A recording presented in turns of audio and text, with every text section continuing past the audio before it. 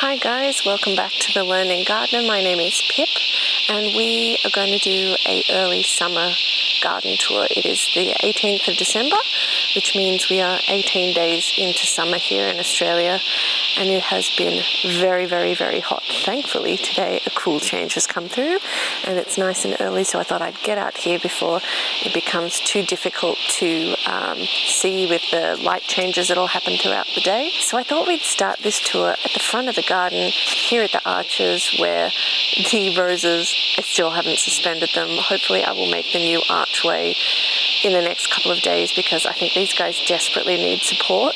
I'll show you in a minute. One of our other archways has collapsed, and that is the second thing that we're going to be dealing with today after we do this quick tour.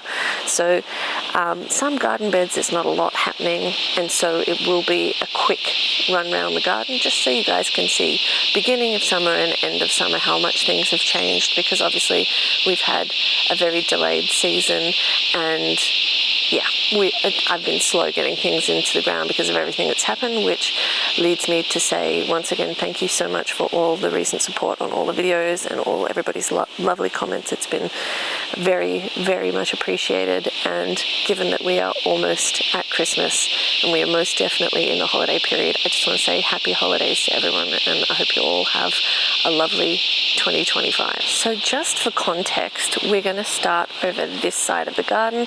The house is behind the camera and you are looking down the backyard. Now nothing much has really changed in this garden bed. We only planted this up, I can see weeds, maybe like 10 days ago together, and so basically all the plants have done is survive the heat. They haven't actually thrived yet, so I'm hoping now with this cooler change they'll get a little bit of a reprieve. They'll actually be able to hold on to some of the water that I give them for more than 30 seconds, and they'll be able to then put on some massive growth. The poor little hydrangeas are looking a bit cooked. I think they're just getting a tiny bit too much sun. They're not rooted into the ground because they're planted on top of a cardboard base, so they're on struggle street, but they're okay.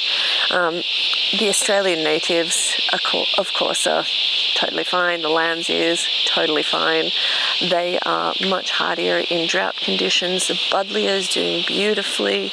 The Echinacea doing beautifully. The aqualegias or the columbines are having a little bit of a harder time, but the salvias are loving life, and the feverfews are looking much happier now that they're in the ground rather than in their nursery garden pots. Apologies for the cicadas. They are very, very, very, very loud this year, and even if I play with the audio it makes it sound very odd if I cut them out, so I can't really cut them out. If they are really annoying, do let me know in the comments below, and for the rest of summer I'll do the audio over the top of the video. This area of the garden is looking pretty rough. We've got radishes that have gone to seed. We've got some beets here that need to come out soon, and we've got a whole bed of Nicola potatoes that are just kind of cascading everywhere, and I really need to give them a nice deep water today and mulch again on top so we don't get any green potatoes. I've still got a few pots here with old dead plants that have just been taken over by grass, and some stuff that I've dug out of the ground when I was digging the trenches for water flow down through here that still need to make it into the garbage bin. It's sort of one of those things where without a trailer I can't take them down to the tip and do a garden drop-off, and post-surgery I haven't been able to lift them. I can lift them now, so I have taken a few down to the garbage bin, but it's just a matter of space in the garbage bin now. Weed, it's the bad thing about doing a garden tour, you see weeds everywhere. But generally, I mean, this area is nice and low maintenance. The potatoes are doing well, even though they went into the ground late. The snowball viburnums are starting to grow hugely, which is amazing. The lobelia is starting to create a beautiful, beautiful ground cover, which is absolutely divine. And all the pittosporums behind me along this fence wall they're actually starting to put on a decent amount of growth, which is fantastic because they all nearly died in that flood that we had because the ground was so wet, and then I had to dig them up and mound them up. So they went through a lot in winter, and thankfully they've survived, which is just amazing. So we won't have a close-up look of this bed because you guys have seen me doing some harvesting of this bed in quite a few videos recently. The beans are obviously doing well, and surprisingly the spinach is still holding on. I think it's the fact that the beans have popped up at just the right time, and so these guys are actually in shade most of the day, so they're protected from the heat. This giant beetroot, which I left to go to seed, here is on Struggle Street after yesterday's heat, and as you can see we've lost a few sunflower branches in the wind, so this is definitely a warts and all tour. So hopefully we will get to do a tip run at some point next week, but I do have quite a bit of stuff that I don't want to put in the compost in a few of the garden aisles, just because it's had a fungal infection or whatever. But this is the main part of the warts and all video.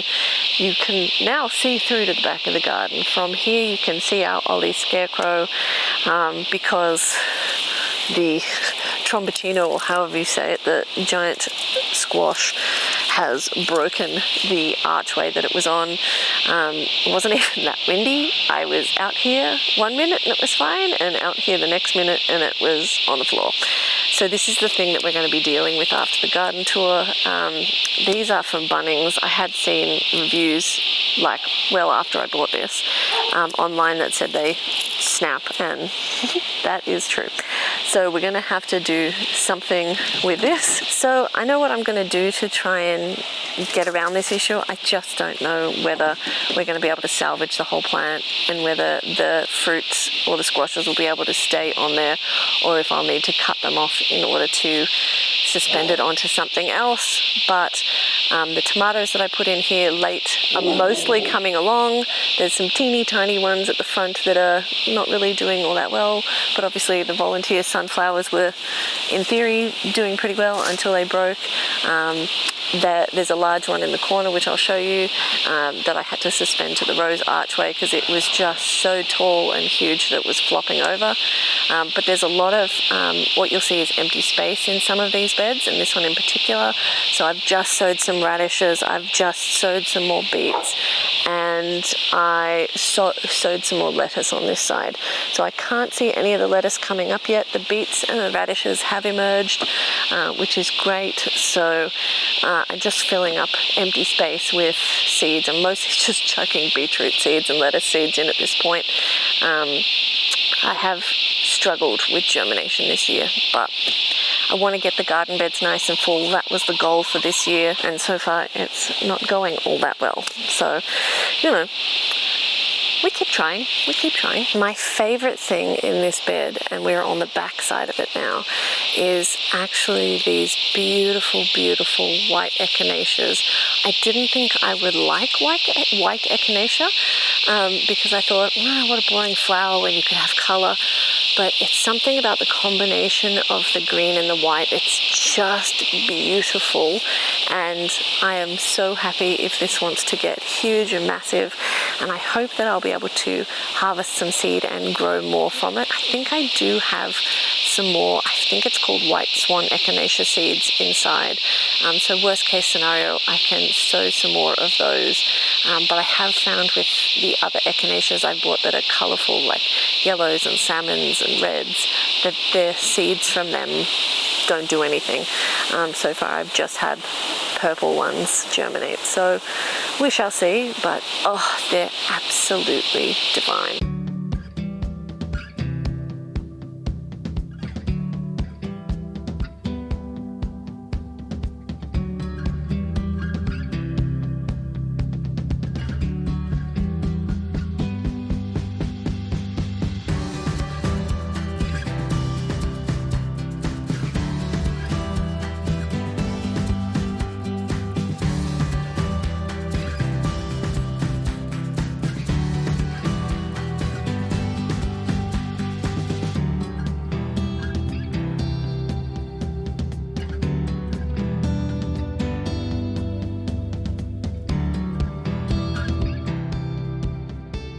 if we continue back to the second row of garden beds, you're going to climb in and help with the tour, Reffy. You can see the rest of the disaster of the Tromboncino squash. So we've got some vines coming this way, but got a ton of flowers on at the moment. It's quite a stabby plant, Reffy, so just be careful. So when we deal with this later, I'm going to need to have total skin coverage because things like tomato and sunflowers drive my skin crazy, and these are very stabby, as I said.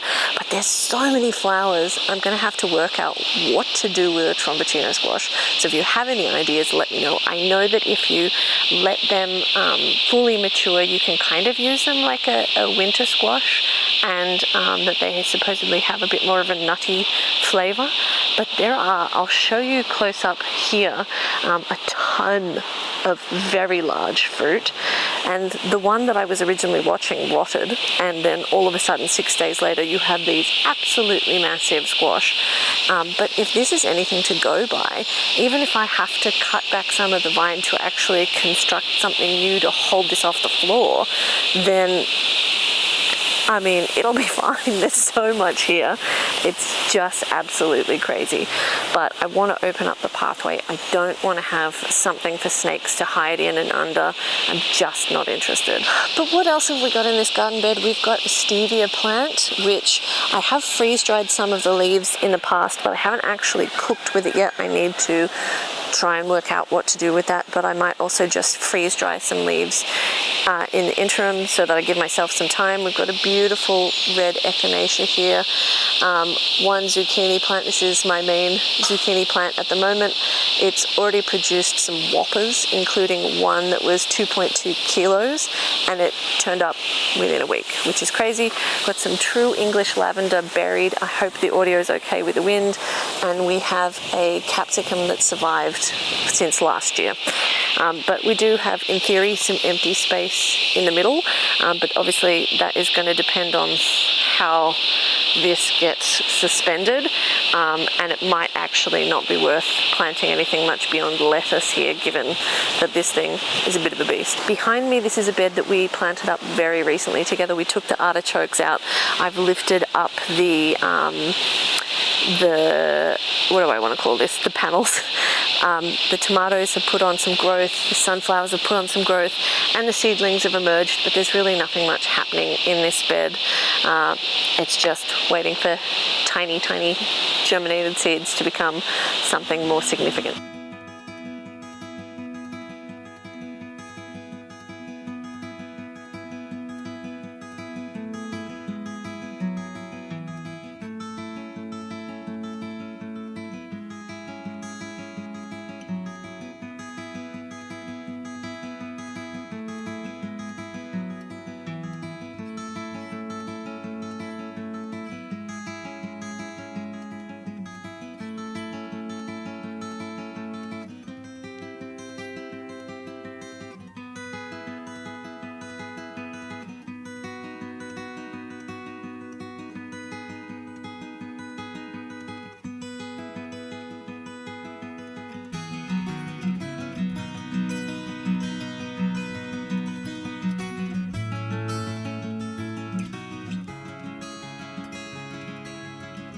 The urn is something that has been absolutely beautiful lately.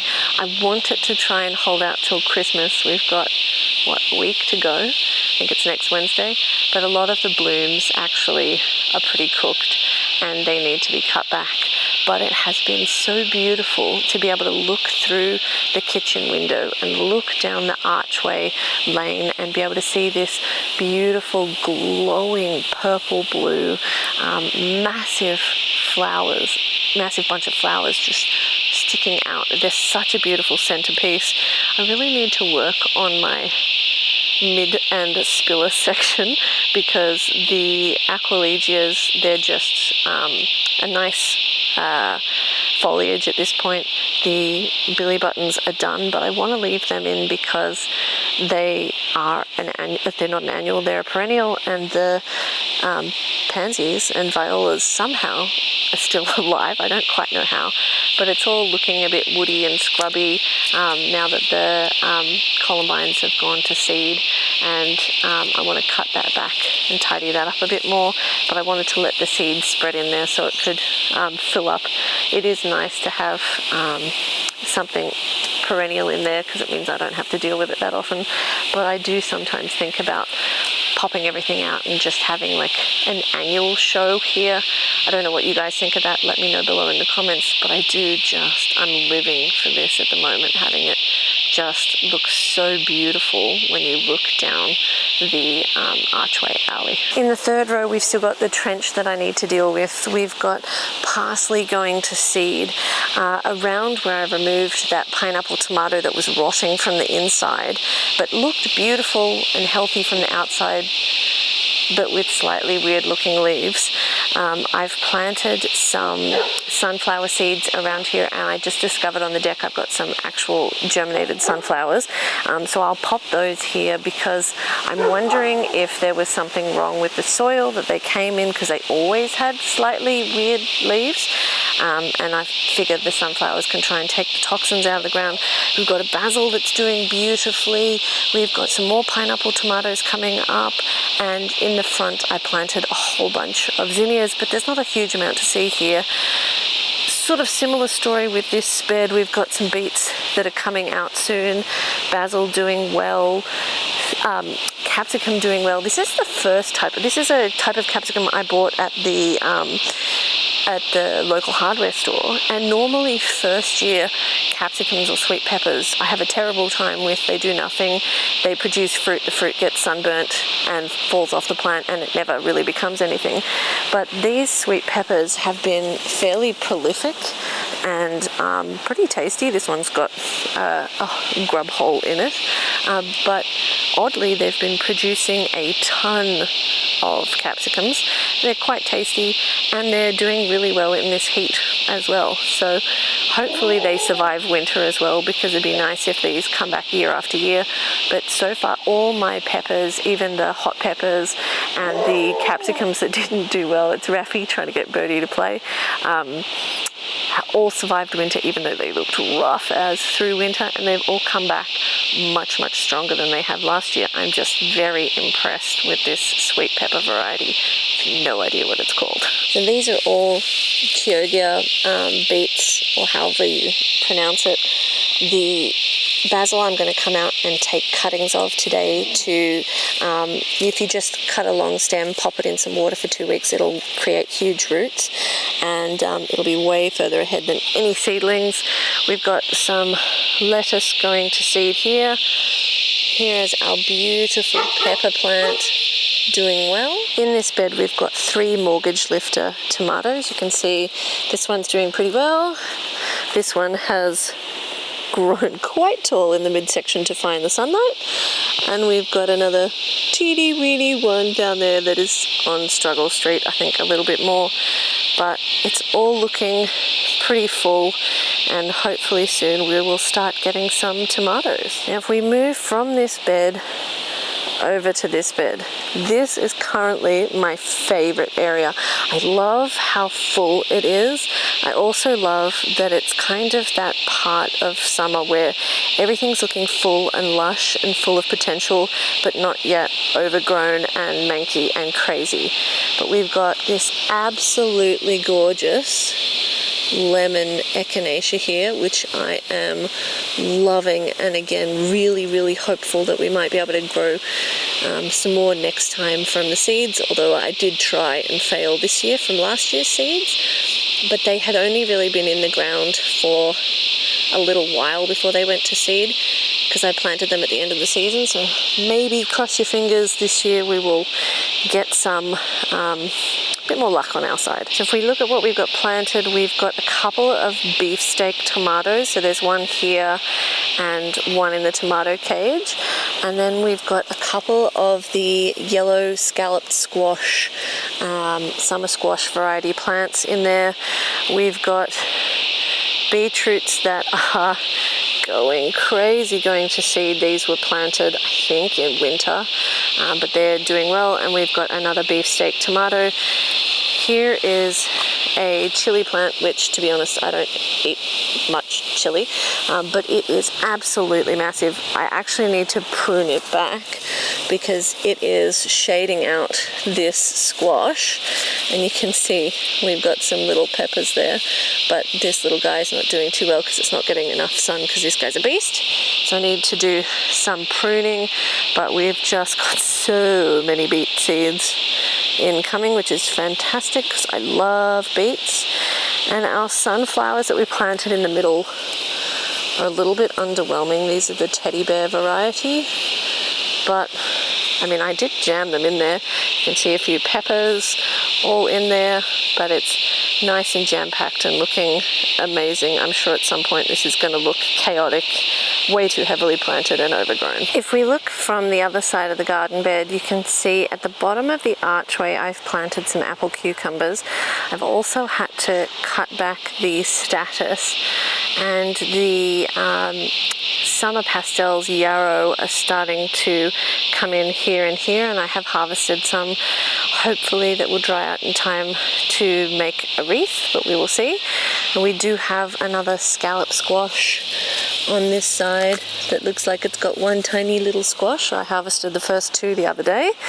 We've got a rosemary plant, we've got some capsicum, we have got very few of the zinnias that I actually planted. There's about 5, and yeah, so hopefully they will bloom, and hopefully the poppies that were here in this corner will come back next season. But for the time being, there's just this massive beast of a chili plant that needs to be dealt with. Hopefully the wind is not being too annoying from an audio perspective, but it does show the problem that I'm having here. So this was always my plan, to build something like this. After last year my corn grew beautifully, but the second any corn started to form, the bush rats came from down the back, which I can't do anything about, and they demolished it overnight. So we got absolutely nothing. So I thought if I create an enclosure like I did for the berries, which worked beautifully, that my corn would be able to still be all planted together so that they could all germinate at the same time and all be fertilized at the same time. But the trouble is the corn grows up to the top of these 6-foot plus poles. My dad actually put these ones in for me because I couldn't do it because I was very newly post-op at the time. So my dad did it, and he made this cool little door so I can actually get in really easily, and I don't have to undo knots in the fabric, in the netting like I do for the berries. The trouble is that you can see the corn is actually trapped in the top, and it's so trapped that when it's windy, it's not actually moving the corn around. So I'm so doubtful that any of them are actually going to get pollinated properly. Because, I mean, like, even if I shake them, you can see there's no real movement at all happening here. So I don't know if this is going to work. But here on The Learning Gardener, we do experiments, we try things, maybe they work, maybe they don't. Maybe we have to come up with a new plan for next year. Maybe we can't grow corn, or I don't know. But I mean, potentially the other option, spiderweb, is to somehow form like an arch over the top of it.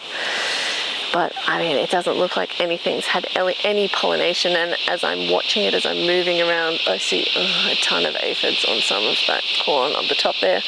But I also see that it's not really able to create enough movement when it's in this kind of enclosure to actually pollinate the corn. So I don't think we're going to get any again, which is disappointing, but it is what it is. And then the last thing that we've got here in this row, before we go to the very back row here, is blueberries and strawberries, and there's nothing in particular happening with them, so I won't show you. You've seen me harvest blueberries and strawberries before. There's just blueberries and strawberries there. The final row here is a bit of a disaster. every time there's some wind, these yellow raspberries fall over. It doesn't matter how much I reorganize them, they fall over. They're a bit like those pittosporums that were down the courtyard side of the house that I ended up having to put in a bigger pot to stop them from happening. That's how Crispin Glover happened. And Crispin Glover is looking great. And if you have no idea what I'm talking about, Crispin Glover is what I called a pittosporum tree that kept falling over in the wind and got to the point where it was completely crispy and dry, except for one leaf. And I planted it in a bigger pot, crossed my fingers, and Crispin Glover is coming back. So this raspberry came from this garden bed. I pulled it out because the raspberries had escaped the weed mat underneath, and I was working on digging them up and tossing them in the bin because obviously I'm not going to compost them because they're a weed. And I was putting them in the pot to see if the berries tasted nice, to see if the whole thing was going to stay or get tossed, because I actually don't like red raspberries. I love yellow raspberries. So it will be staying, it will get moved into a bigger pot, but it really needs to be a pot with a firm base so it can't spread. As it turns out, raspberries are very sensitive to vinegar and dish soap spray. Very sensitive, so I need to give these guys one more hit because the other day these were massive. And even if I don't water them or anything, they're just like, that's cool, we'll just keep on living and looking fabulous. So not against vinegar. But I do need to dig these guys out so they don't become a permanent problem. But again, garbage bin space is the issue or the need for a tip run. We've got a stack of carrots in this bed just over to the side, and I really need to go through and thin them. I have learnt from previous years that if I don't thin them, they are a pain to harvest. So that's definitely going to be happening, and it looks like we've definitely had some wind because yesterday this was upright. This is a purple Echinacea that is only in it's only been around for 12 months, but it is huge and absolutely massive, and it is in a bed that needs some work with 4 surviving pineapple plants and a bunch of weeds and 1 stray carrot. If we start at the front, on the other side of the garden, we've got the strawberries and blueberries, which are still doing strawberries and blueberries, the herb bed, which I need to plant some sage into because at this point it is basically exclusively thyme, and we've got the Roald Dahl David Austin roses, which are on their second flush. The flowers are much smaller on the second flush, but they're still beautiful, and the plant is still on steroids. This garden bed is kind of limping along. Once again, the hybrid tea roses are really struggling with black spot in our coastal humid environment. They just don't like it. We've got some, I want to say hollyhock here, but I feel like I planted this last year and it's only just turning up now. It could just be a weed, but I'm just waiting to see what it is because I'm interested. The foxgloves did all bloom, they all went to seed, and they all look like they're on their way out now. Foxgloves are biennial, which usually means that they spend the first year putting on all of their foliage, and then the second year they bloom. In the orchard, a lot of my foxgloves actually bloomed this year, so I don't know if they're going to die back or if I'm going to get another flush again next year. So we'll wait and see. I'm just waiting to see if these guys die back a tiny bit more, and then I'm going to pull them. The puppies all died in the bottom of the Eureka lemon tree. The Aquilegias went to seed. The Status went to seed. This Salvia is still struggling on. And I cut the tansy way back because it turned into Cousin It again, and it was cascading all over the garden bed. And once summer is over, I'll dig it up and just leave that space for the it's a Congo lilac, I think, and it has finally started to put on a little bit of growth.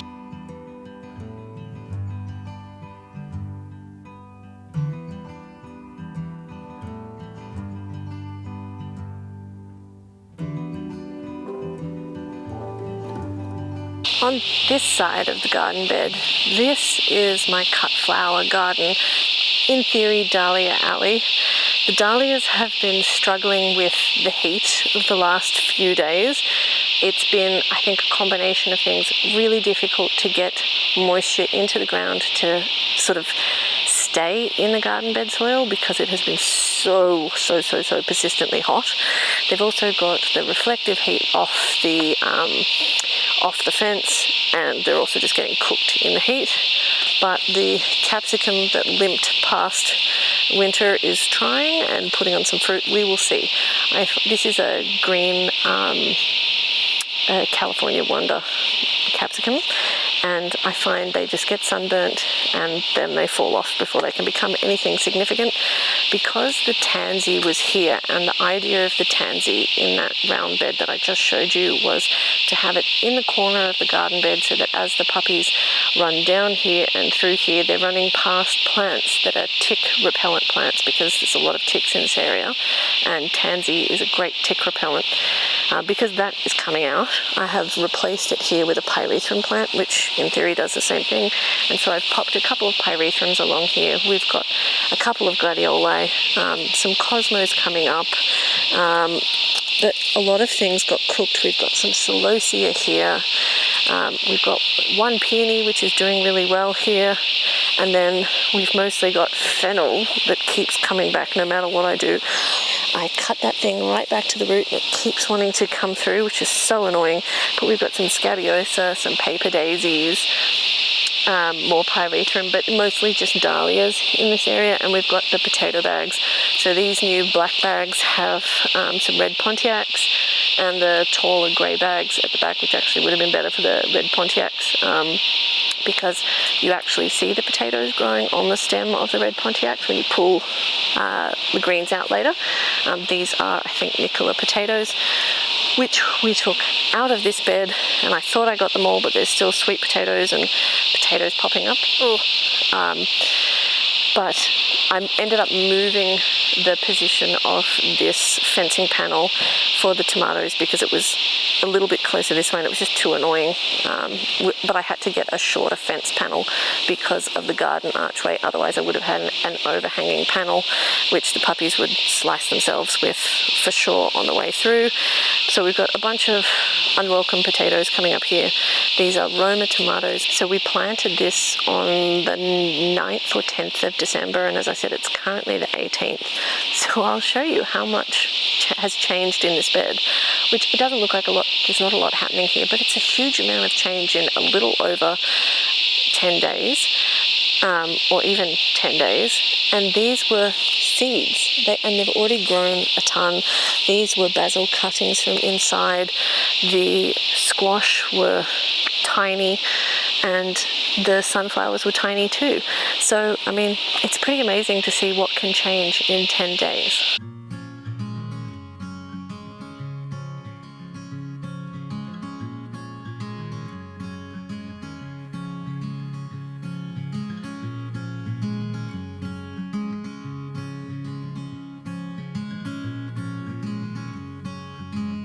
The next couple of beds we'll whip through because you've seen them a lot lately. So we pulled the sugar snap peas from here. I've planted some dwarf beans in here. Hopefully they will emerge soon. We have got, let's see if the tag is down here.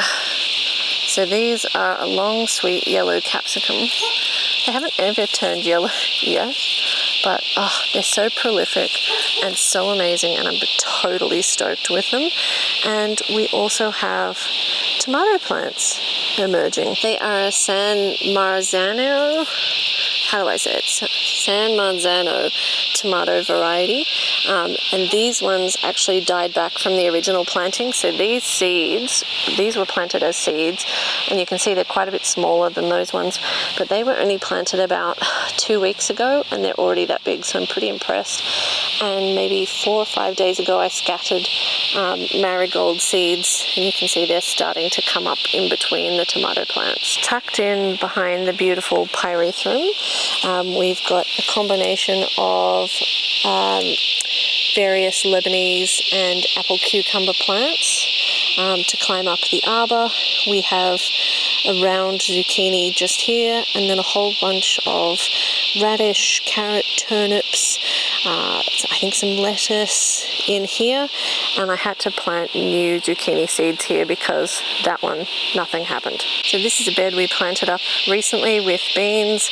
You can see the Queensland blue pumpkins have put on some growth. So have the kale. I don't know how they're surviving. We have a few rogue potatoes in this bed as well, and this broccoli is still trying to produce some little side shoots for me, which is much appreciated, but I'm just waiting for it to go to seed really. And then if we turn and look at this bed, we've got butternut pumpkins coming up this side, and we've got apple cucumbers coming up this side with some sunflowers in the middle. And oh, I just remembered I put tomato seeds in there and subsequently forgot about it and haven't watered, so that's a bit underwhelming. I still haven't gotten as far as painting all of these caps black, but I will. I have the spray paint, but we've got the Summer Pastels yarrow here, and I am in love with this plant and want it absolutely everywhere. But what I really want to show you guys is we planted this bed up on it would have been the 12th or the 13th of November, and it's the 18th of December, and look at how much change has happened in a month. It's absolutely crazy. This is supposed to be a zucchini, but this is a pumpkin. I don't know how they messed that up in the seed packet, but I really need to take it out and put some zucchini seeds in. But it just, I mean, it's really odd, but I've had zucchini seed problems. They either won't germinate or they turn into pumpkins. But we do have a zucchini that needs to be harvested here, a couple of zucchinis, some cosmos coming up here, a beautiful red echinacea at the back here.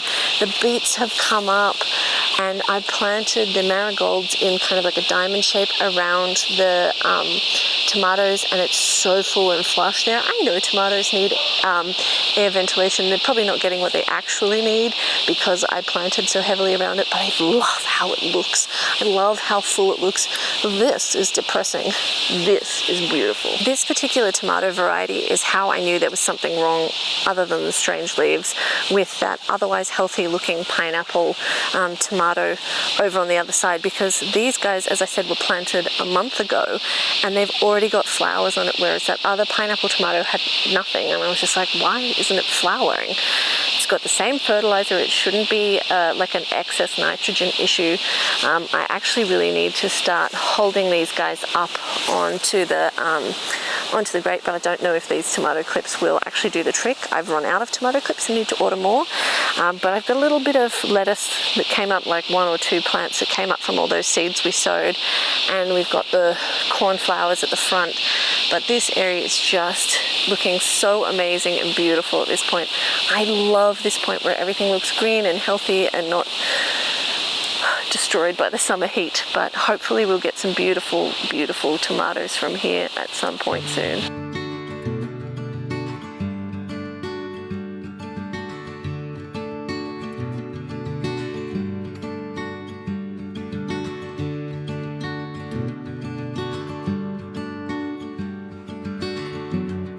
The reason I'm going to pull this fake zucchini plant is because we don't need any more pumpkins, because this volunteer pumpkin that no one knows where its seed came from, you can see has been really prolific. It hasn't actually put on any more growth since I accidentally knocked off the tip of the vine, but you can see all of those pumpkins are ripening up beautifully. And it's still a very healthy plant with no real powdery mildew or anything, just one sunburnt leaf. We also have the beginnings of teeny weeny little butternut pumpkins all over the archway, and hopefully they will become big healthy pumpkins too. So this bed we just harvested the onions from, and it's still got the capsicum that survived winter. We've got a couple of other survivors of winter in here too, but you can see what happens to the actual peppers. They just get sunburnt, fall off, and it's game over. The dahlias needed a little bit more support. They have completely flopped over. And all of the tubers that I bought are disappointing. All of the ones that I had saved from previous years and cut myself were fine. So this is a cafe au lait that for some reason came back teeny weeny.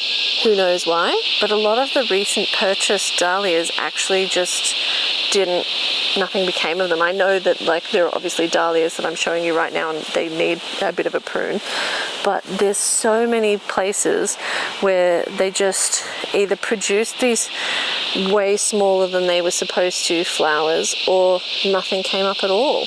So it's been really disappointing in terms of dahlias, because they're pretty much my favorite flower behind the flannel flower, which is an Australian native, but it is what it is, and you can see the asparagus are going for it.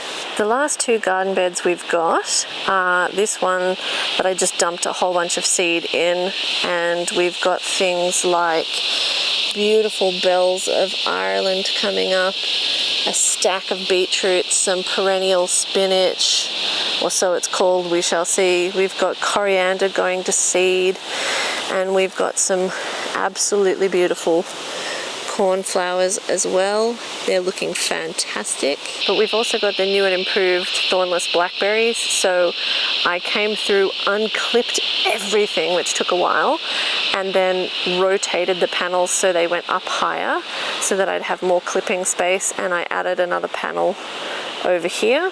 I need to get some wire to run across through the middle to have more area for suspension, but these guys are getting closer and closer and closer to being ready, so I need to work out how I'm going to protect these from the local birds, because the fight is going to be on for who can get the berries first.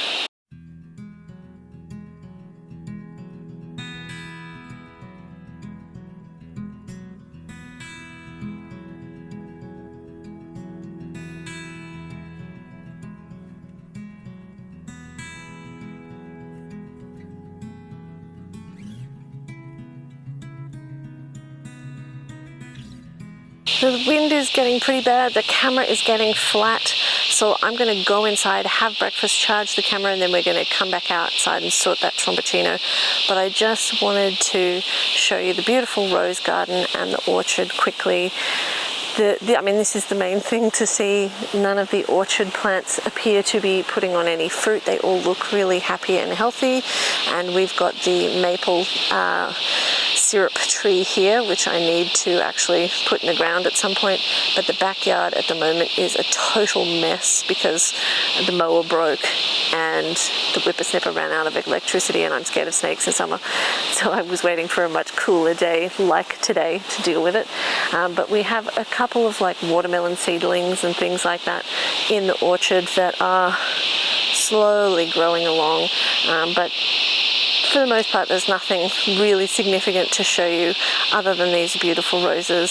So hopefully you guys will hang out with us as we sort out that fallen vine and broken arbor to finish off the video. But if not, I thank you so much for watching this far, for hopefully subscribing to our channel, and hopefully we'll see you in the next video where hopefully there will be less cicada noise and less wind.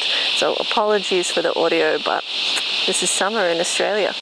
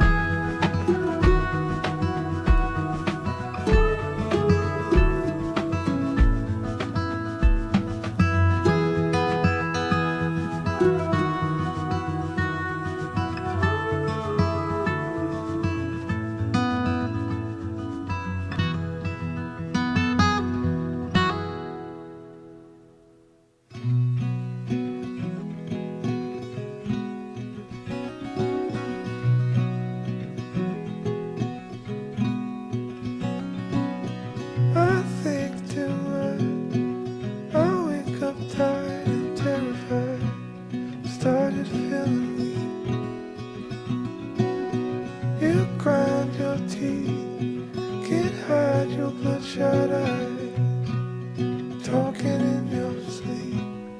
Guess we're on a losing streak, but we're in good company. I feel